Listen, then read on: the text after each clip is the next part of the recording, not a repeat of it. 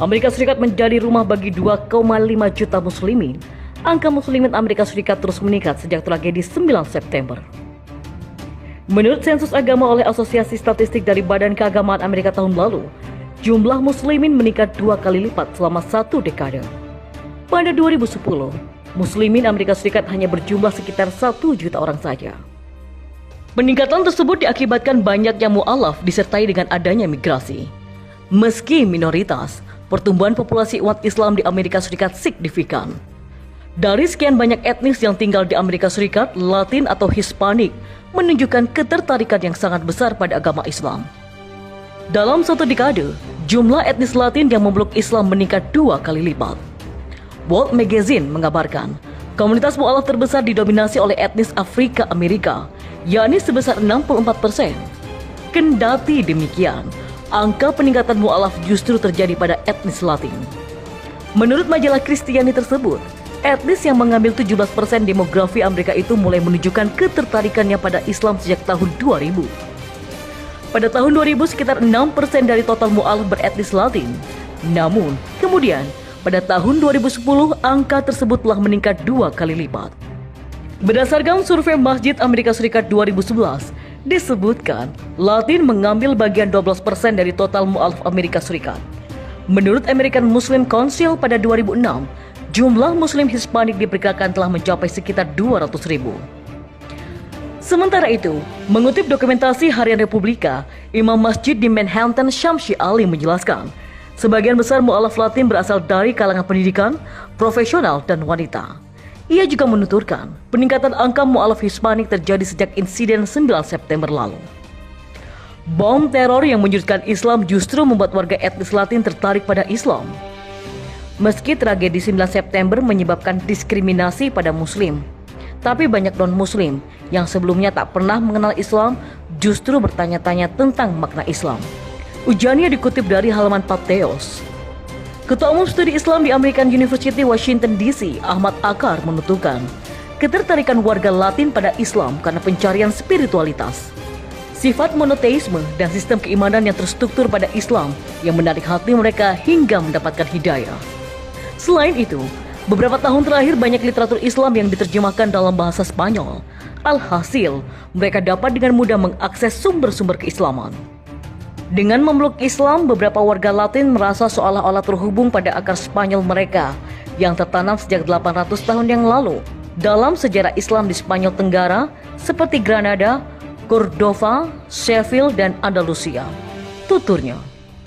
Menurut antropolog pendidikan Islam di Universitas Columbia, Luis Cristillo, tren pertumbuhan warga Latin Amerika Serikat yang memeluk Islam dapat dilihat dari banyaknya organisasi lokal dan nasional yang dibentuk untuk membantu para mu'alaf Latin. Mereka bergerak di dunia maya dan banyak membantu etnis Latin untuk mengenal Islam. Tak hanya itu, Muslim Latin di Amerika Serikat bahkan memiliki acara tahunan yaitu Hispanic Muslim Day. Umat Islam bersatu lawan Perancis. Jika hadap Israel, jurnalis Robert Intalkes menyampaikan pandangannya soal sikap umat Muslim dunia terhadap apa yang terjadi di Perancis. Pandangan Intalkes dimulai di laman 5 Pillars pada Ahad kemarin. Dia membandingkan sikap solidaritas umat Muslim kepada Muslim Perancis dan rakyat Palestina. Umat Muslim memang dengan cepat dan efektif menyikapi penderitaan Muslim Perancis. Tetapi, sikap mereka terhadap penderitaan orang-orang Palestina justru jauh di bawah. Presiden Prancis Emmanuel Macron membuat keputusan untuk mendukung penghinaan terhadap Islam dengan mendukung percetakan kartun Nabi Muhammad SAW. Umat Islam dari semua kelompok pun bersatu dengan mengecam Emmanuel Macron dan segera melaksanakan boikot atas barang-barang Prancis. Jadi, apakah sekarang saatnya umat Muslim melakukan hal yang sama terhadap Israel untuk Palestina?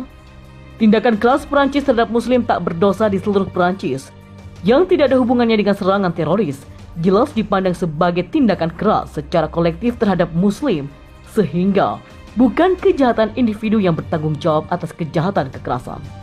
Tindakan keras ini diperparah dengan komentar baru-baru ini dari Presiden Macron, di mana dia mengklaim bahwa Islam dalam krisis dan separatis Islam adalah masalah besar di Prancis.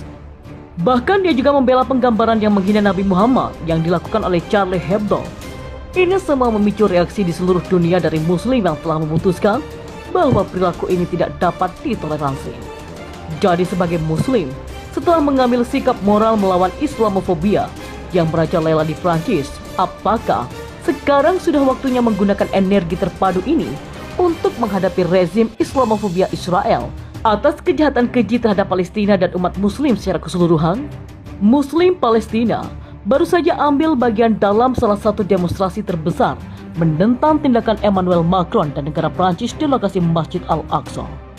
Ribuan warga Palestina setelah sholat Jumat berkumpul untuk memprotes Islamofobia Prancis yang mengakibatkan pasukan pendudukan Israel secara brutal menyerang dan menangkap demonstran di jalan-jalan kota tua Yerusalem. Namun, perilaku otoritas Israel ini bukanlah hal baru. Sejak pendudukan Yerusalem Timur di tahun 67 dan kemudian pencaplokan wilayah ini di tahun 80, pemukiman ekstremis Israel, bahkan pendudukan dan tokoh politik terkemuka telah dengan kejam menyerang jemaah muslim di situs tersuci ketiga dalam Islam, Kompleks Al-Aqsa. Upaya yang tak terhitung jumlahnya telah dilakukan untuk membakar Masjid Al-Aqsa hingga rata dengan tanah oleh para ekstremis, dan serangan yang tak terhitung jumlahnya oleh pasukan pendudukan Israel telah menyebabkan Masjid Al-Aqsa rusak. Israel bahkan melakukan operasi pengeboran ekstensif di bawah Kompleks Al-Aqsa yang melemahkan fondasi situs tersebut. Penghancuran situs di dalam Yerusalem itu bukan hanya hiperbola, melainkan itu juga ancaman nyata bagi kehidupan warga Palestina di kota. Faktanya, 2020 ditetapkan untuk memecahkan semua rekor sebelumnya mengenai jumlah rumah Palestina yang dihancurkan di Yerusalem Timur. Ratusan orang Palestina telah kehilangan tempat tinggal sepanjang tahun ini.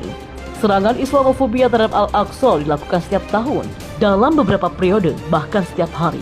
Namun umat Muslim terus berdiri dan menghindari masalah ini, dan di sisi lain merespon dengan cepat permasalahan Islamofobia yang terjadi di Prancis.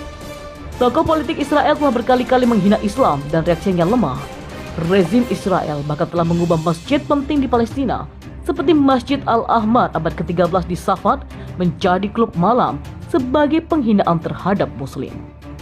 Beberapa hari yang lalu, YouTube pun juga harus menghapus lagu Israel yang menghina Nabi Muhammad. Padahal sebenarnya melakukannya ketika Ayman Odeh, seorang anggota Palestina dari Knesset Israel, menyoroti masalah tersebut. Kembali pada tahun 2018 lalu, anggota Knesset Israel, Oren Hassan, bahkan memuji kamp pendidikan ulang China yang mengerikan bagi Muslim dan menyarankan Israel melakukan hal yang sama. Ketika Presiden Amerika Serikat Donald Trump mengakui Yerusalem sebagai ibu kota Israel, maka pada dasarnya dia telah merebut Kompleks Al-Aqsa dari Muslim dan menempatkannya di bawah pengepungan permanen rezim Islamofobia. Dan dunia Muslim kembali gagal bersatu untuk melindungi situs tersebut. Pada saat yang sama, ketika umat Islam gagal membela situs suci kami di Palestina, umat Islam digas dengan gas dan ditendang di wajah saat berdoa. Sejak berakhirnya Intifada Palestina kedua pada tahun 2005, lebih dari 10.000 warga Palestina telah dibunuh Israel. Kebanyakan dari mereka adalah Muslim. Namun, meskipun pembantaian ini menghantam layar TV kita dari tahun ke tahun, kekuatan 1,8 miliar Muslim jarang terasa. Kami bahkan tidak bisa memaksa diri untuk memboikot barang-barang Israel secara kolektif. Bahkan di bulan Ramadan, banyak Muslim yang menganggap masih layak untuk tetap membeli dan makan kurma yang ditanam Israel yang bersumber dari pemukiman ilegal, terutama terletak di lembah Jordan. Negara-negara mayoritas Muslim seperti Yordania, Mesir, Uni Emirat Arab, Bahrain, dan Sudan semuanya telah menandatangani kesepakatan normalisasi dengan Israel. Sedangkan negara-negara seperti Arab Saudi bekerja dengan mereka di bawah meja. Perlahan, Muslim di Barat juga menormalisasi hubungan dengan Israel dan pendukung Zionisnya. Karena tidak sedikit organisasi Islam yang takut berdiri di samping rakyat Palestina. Penderitaan saudara-saudara kita di Palestina sekarang berada pada tingkat yang belum pernah terjadi sebelumnya. Dalam kasus jalur Gaza, awal tahun ini telah dinyatakan sebagai tidak bisa ditinggali para ahli di PBB. Namun, kami sebagai Muslim merindukan seruan mereka untuk meminta bantuan pada 2018 dengan dimulainya Great Return March, salah satu demonstrasi non-kekerasan terbesar per persentase penduduk Gaza dalam sejarah. Namun demonstrasi ini pada akhirnya mengakibatkan 330 orang yang tidak bersalah mati syahid. Di antara yang meninggal adalah pria, wanita, anak-anak, orang tua jurnalis, petugas medis, dan penyandang disabilitas. Jadi, sudah waktunya bagi Muslim untuk secara kolektif memboikot produk Israel dan mengakhiri semua bentuk normalisasi dengan rezim yang membunuh saudara-saudara kita dan menyerang tempat-tempat suci kita. Kami telah menunjukkan dalam kasus Prancis apa yang mampu dilakukan persatuan internasional kami. Dampak yang dapat kami berikan, Jadi sekarang setelah 73 tahun, saatnya kita menghadapi rezim paling Islamofobia di dunia dan berjuang untuk memulihkan hak asasi manusia Palestina.